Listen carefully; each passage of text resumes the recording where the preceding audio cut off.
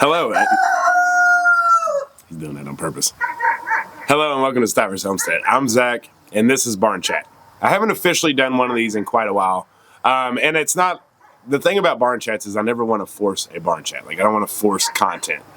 When Barn Chats come up, it's because of something that has been on my mind. It's been weighing on mine and Jen's mind, something that I'm seeing amongst others that I want to talk about and I'd like to address, because I feel like with the power of community, we have the power of change, like we've discussed many times before.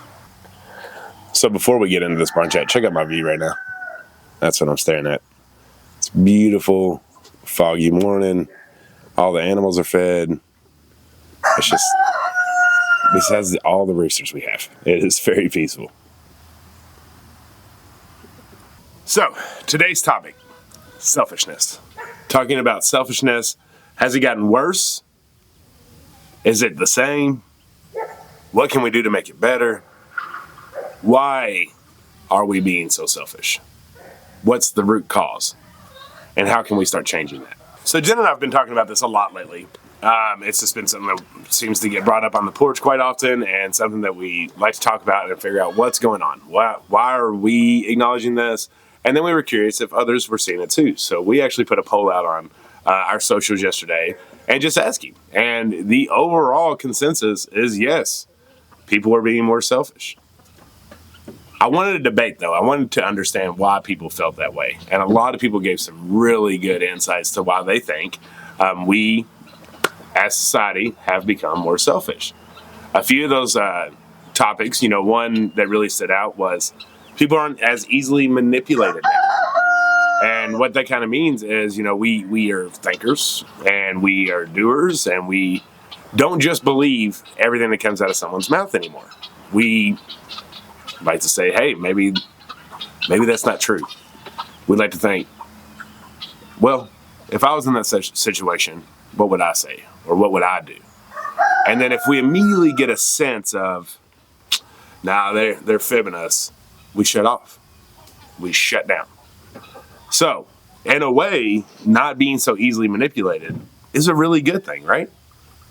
But then on the other hand, that makes us a little more selfish.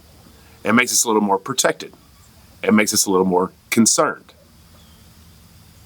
So how do we balance not being so manipulated, but also not losing our core of thinking of others first? A couple other good ones that were out there. One person was stating that they think that, yes, we are a little bit more selfish, but it's because it's safer. Because it seems like when we have communications or relationships, or we're talking to others, if we start talking about anything else but ourselves, it puts us in a line of fire for arguments, for people getting upset, for people getting triggered, and getting their feelings hurt. So instead of asking others and maybe having a communication about it, maybe giving constructive criticism, we just start talking about ourselves and our downfalls and good times, because then we can relate better with others, right?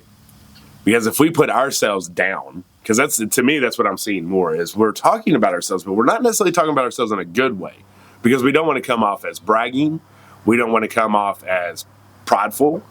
We want to be in the dark hole with everyone else. So we talk about our downfalls so we can relate with that person that's beside us. But unfortunately, what we're doing is we're creating a toxic relationship of pulling each other down instead of lifting each other up. And so I do understand that comment, and I do think that you're right on. Like, I think that is definitely one of the reasons. But that's still not good, because that's creating a group of people that, like I said, want to pull each other down. And it's not even on purpose. Like, we don't want people to fail. But it's relatable if we're all failing.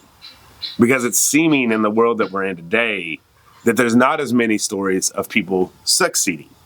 So the ones that are succeeding, they don't want to talk to people. They don't want to try to convince people how to change their lives and how to potentially maybe start succeeding. And then the ones that maybe aren't succeeding don't want to hear it because times are tough. We're in a massive depression. Whether anybody wants to say it or not, you can look at the numbers. We are in a massive depression. So misery loves company. And so we would rather just be in misery together than be proud of what we've become. So we don't talk about ourselves. Or if we do talk about ourselves, then we only talk about ourselves in the negative way. And we do it because it's easy. And it's normal. And it feels like what we're supposed to do. You know, I know it's been popular and a lot of people have their own opinions about it. But like, I love Oliver Anthony music. Like, I think it's great. I love his story. I love seeing him succeed. And I love it. But one thing about his music is it's pain and misery, right? And so it took off because we all connected to it. It was relatable. So we would just like knowing that others are in misery too. We like knowing that others are going through this pain as well, frustration, being upset. And so we relate to that. And so his music took off. Now, if you listen to more of his album, he's got some good stuff that's not so misery. I mean, it's fantastic. Keep up the good work. But that's one of the reasons that song had so much success, was because it was so relatable in a negative way. But here's the biggest issue with that mindset and with how we're thinking. Pride, selfishness, manipulation, all of that is in my opinion, the gateway sin to all other sins. Now, all other sins are created equal. This isn't a judgment on any of them being worse than the other. But what I'm getting at is when we have that pride and we can't take constructive criticism, or we can't handle conversations with others, and we can't handle seeing others succeed, and we just start protecting our own, and we're just proud from right where we are, that's going to open up all kinds of things. That's going to open the doors to saying, hey, we got them. Let's give them a little of cheating because you're in pain. It's okay. It's okay to do this. Theft. Take what's mine. You don't deserve that, I do. Here's that door open. Our neighbors. Don't talk to them no more. Shut that door. It was open. That's when they got shut. These are the things that happen when we're too proudful.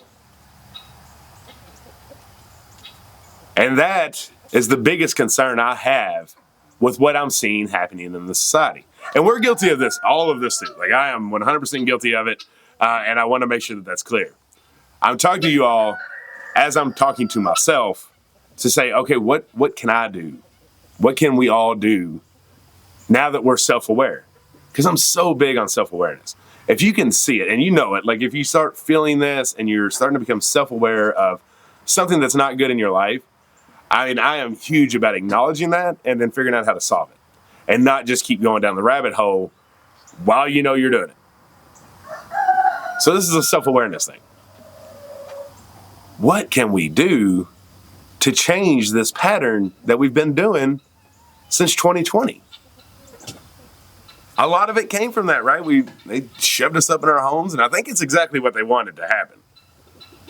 But they shoved us up in our homes, and we started just getting guarded and protecting. This is mine. This is ours. You can't have it. I'm going to do everything I can to defend it. But why don't we open our gates anymore? Why don't we have people come by? It's not just on you.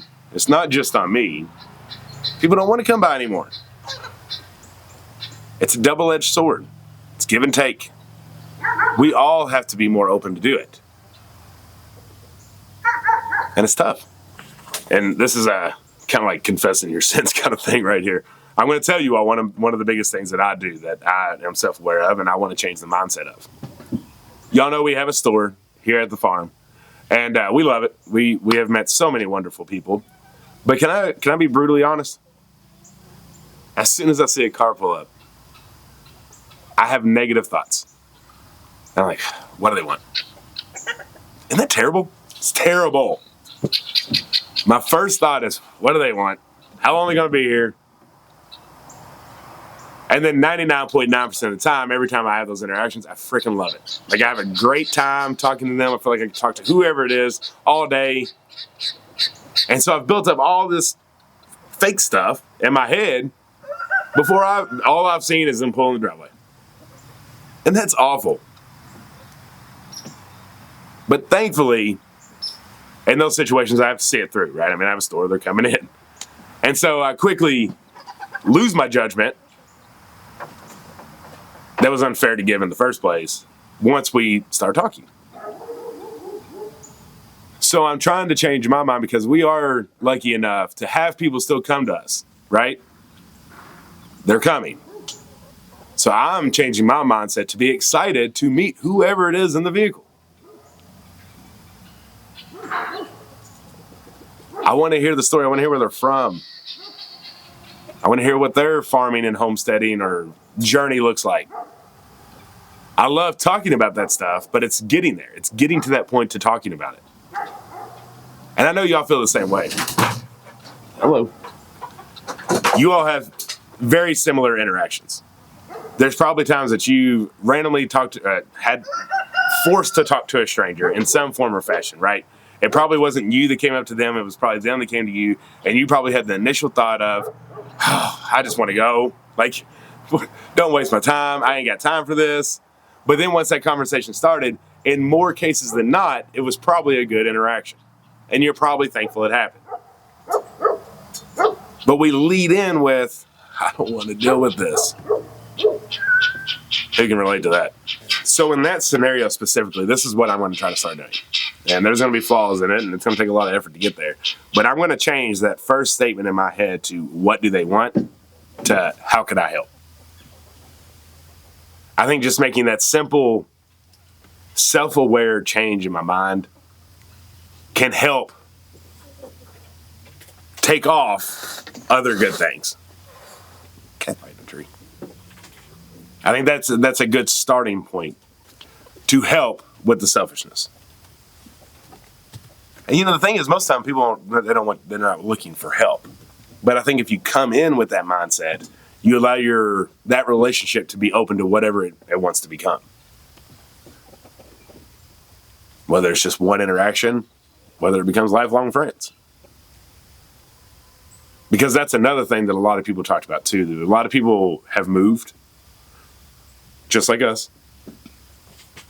And it's been hard to make friends, right? It's been difficult. We start with, well, it's just a tight-knit community. It's going to take a while for us to get involved and for people to like respect us and want to get to know us and kind of thing.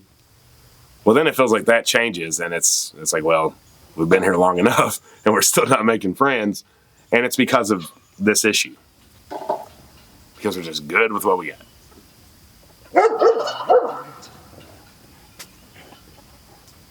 And if we stayed that way, I mean, pretty much going everything against Jesus, right? I mean, he was the most selfless man on the planet. And no, we will never live up to be what Jesus was, but we can try to mimic his actions and be as close as we possibly can. So you know what?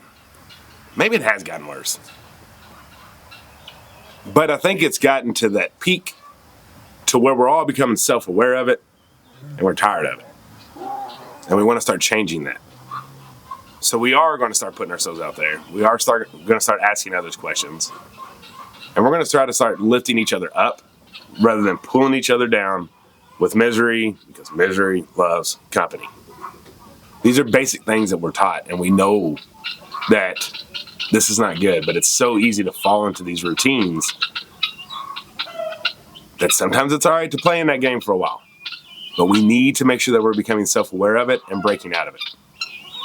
And I know that we can do that. I know that you can do that. I know that I can do that. Oh my gosh, let's see if I can get this. So we had a bunch of baby Keats. See them? Keats are baby guineas. And our guineas have hatched them out. And I'm really shocked they've lived this far. Usually once, if a Keat gets wet, it's gone. And there's no way we can get a hold of them whatsoever because guineas are just too fast. But that was cool. That was a cool sighting. We're usually not that close to them. But it's funny when you sit still in a barn how your animals will get closer and closer to you because they're used to you. It's just like hunting. Sorry, off topic, but I had to show you all that because I've never been able to get a shot of them, so I had to take the advantage while I had it. So this is what we're going to do. This is our next do something. First off, we're going to change our initial mindset and judging of others before we even know. We're going to change that to how can I help, or be open to at least talking to them rather than what do they want. Because we have that mindset because we're having bad days. And the bad days are piling up on bad days, and we're not having as many good days. So if we can start changing our mindset, maybe the bad days turn into good days, and then this becomes the new routine. The routine of happy instead of I don't want to deal with that. So we're going to start there. When we are having interactions, we're going to try to be self-aware of what we're saying. We're going to try to be more self-aware of it, and we're going to try to start asking questions about others. We're going to see how their day's going. We're going to see what's going on because everybody's going through something, right? We all know this. This is basic stuff. So we're going to start asking them questions. Let's start diving into more of a human relationship rather than just pulling each other down in misery and saying, yeah, I feel that, man. I got all these issues going on at home too, and then you get this one that's got all the issues going on at home, and then we just keep talking about the issues and issues and issues and issues until we're like, whew, I'm tired. I'm done. And then for the ones that don't want to talk at all, you're going to start taking baby steps to try to have conversations. You're not going to fear people. You're going to be aware, and you're not going to allow yourself to be manipulated. But you're going to start having communication. You're going to start building relationships, even if they're so small. Because even something that small can turn the bad days into good days. And I think that's what we all need. I think ultimately that's the root of the issue, is we're having too many bad days because we're allowing our mind to fall into bad territory. If we can start being more positive rather than negative, the good days will start piling up and everything we've talked about in this video will come naturally. So I know that we can do it. Give me your promise. You're going to try. This is your next do something. This is going to be a personal one. We're getting off the farm and doing something, and we're doing more for others than we're doing for ourselves, and it's going to change a lot of things. It's going to set us up for great success instead of taking us all down the misery road. Y'all, if you're new around here, hit that subscribe button. We love y'all. Thank you for watching, and until the next one. Bye.